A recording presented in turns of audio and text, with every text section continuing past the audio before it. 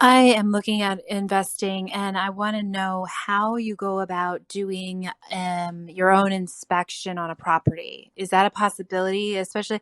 And would you recommend it on a new construction property? I mean, I know it's your own company, but how do I go? Can I and how do I go about doing that, getting an inspection on a property? Thanks.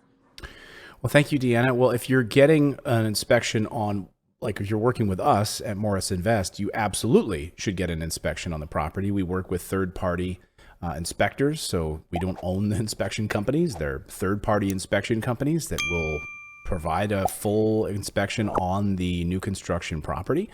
So that's definitely something that you want to do, so that you can make sure that you have a sound investment and that there's nothing that's needs to be fixed, or someone forgot to put you know, I don't know, an outlet cover on an outlet.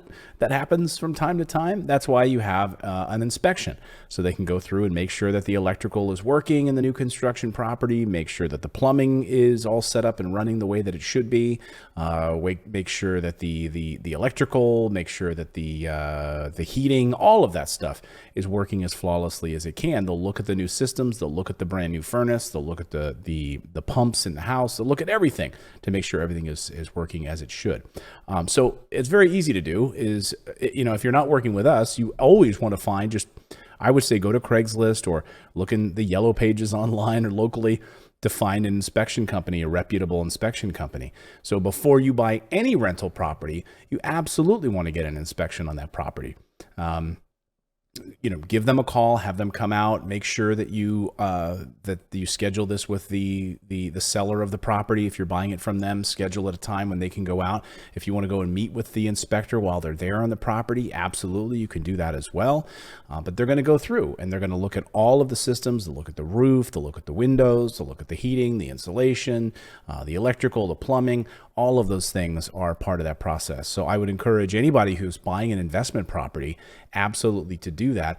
Now, I know during this crazy housing market that we've had, on the retail side, you hear about bidding wars taking place where people are, like, for instance, my mom was selling her house as is. She lived in it for 30 years. My father passed away about 9 months ago, and it needed a lot of work. And she's like, I'm not doing any of this work. I just need to sell it as is. I'm not going to redo the bathroom. And there was like 8 offers on this property. It was in a great school district, the school district I grew up in, and it sold, but she sold it as is.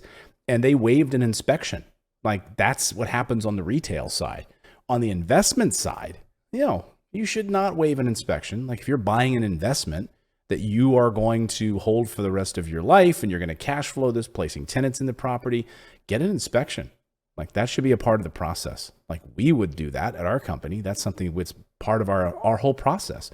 And besides, if you're going to get a loan on the property, you know, if you're going to have financing also from a bank, they're going to they're going to do their own inspections. They're going to do their own appraisal. So you're going to have multiple eyeballs on this property. Not only will you have the bank doing their own eyeballs, you have an inspection. Yes, I would get all of that. Do your due diligence. Absolutely. Make sure you have an inspection. Get an appraisal from your bank. If you're getting your bank will do that on its own, because they're not going to lend money on something that they don't think is valuable.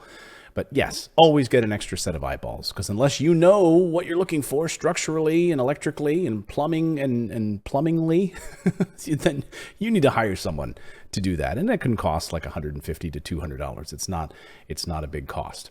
So thank you, Deanna, for that question. If you'd like to ask a question, remember, try to keep it to 30 seconds or less. That way we can be very concise in our questions and answers. By going to morrisinvest.com/Clayton is how you can leave us a voicemail message, and we'll be back here next time, everyone. Now go out there, take action, and become a real estate investor. I believe it's the #1 way to build wealth. We'll see you next time.